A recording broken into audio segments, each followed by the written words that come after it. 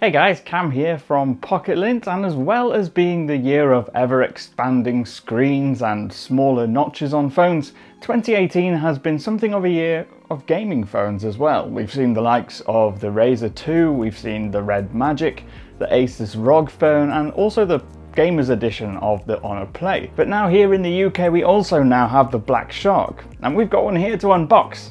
So let's dive in. With its all black design and that green logo on the middle, the outer packaging almost reminds us of another gaming company. But once slidden off, we get to all the goodies inside, and there is more than the usual smartphone. On top, there's a card bearing a green inspirational quote in almost English. Beneath that, the phone, but we'll come back to that a little later. First up, there's a small box, and once we open, we'll see inside that there's a SIM ejector tool fixed in place, as well as the custom plastic bumper case and the usual paperwork, and the quick start guide. Now interestingly, unlike other Chinese companies, there's a separate screen protector that isn't pre-applied. But that's not everything, not just yet. Open up a couple of other compartments and you'll find a power adapter which supports Quick Charge 3.0. And then there's also the USB-A to Type-C cable, bundled together with the Type-C to 3.5mm adapter for using wired headphones. And that means, of course, there's no headphone jack in the phone.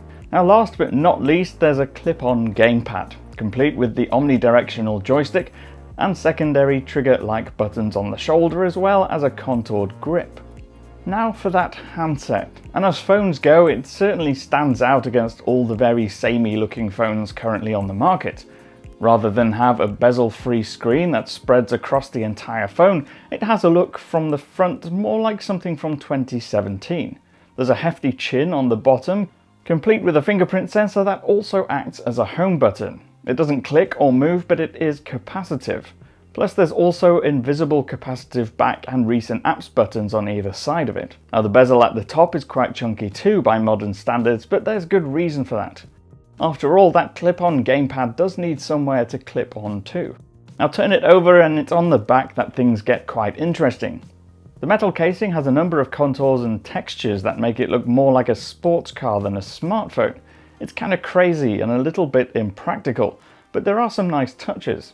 The middle portion features a patterned finish that also makes it more grippy. And then there's the subtle green accents surrounding the edges of some of the metal casing on the rear and some of the edges on the front too. Even the Type-C port has a lime green finish.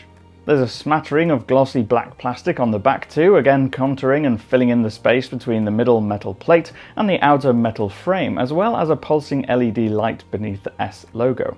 Now, while all this exterior colouring and shaping looks like it's designed to appeal to those who would also buy brightly coloured and practically designed gaming laptops, it's what's inside the phone that makes it really impressive. As well as the all-powerful Snapdragon 845 processor, there's an Adreno 630 GPU, as well as a dedicated imaging chip for independently processing graphics.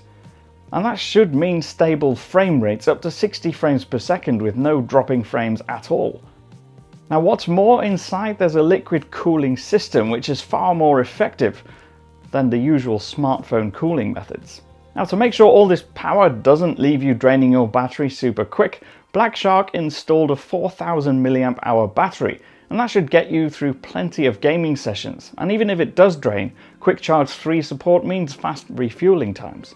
There's 8GB of RAM and 128GB of storage, and the software is actually refreshingly pure.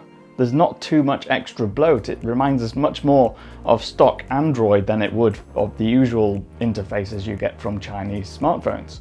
The one main difference from the interface is switched on by toggling the Shark key on the left edge. This activates the gaming specific Shark space that lets you focus on just your games, blocking all notifications and killing off any background tasks.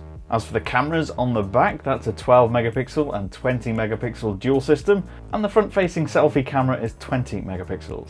It's available to buy right now in the UK and in the EU. I've been Cam, I'm at Cam Bunton on Twitter and all the other important social media networks, so you can follow me there if you want to. Hit that thumbs up and subscribe, and I will see you again soon.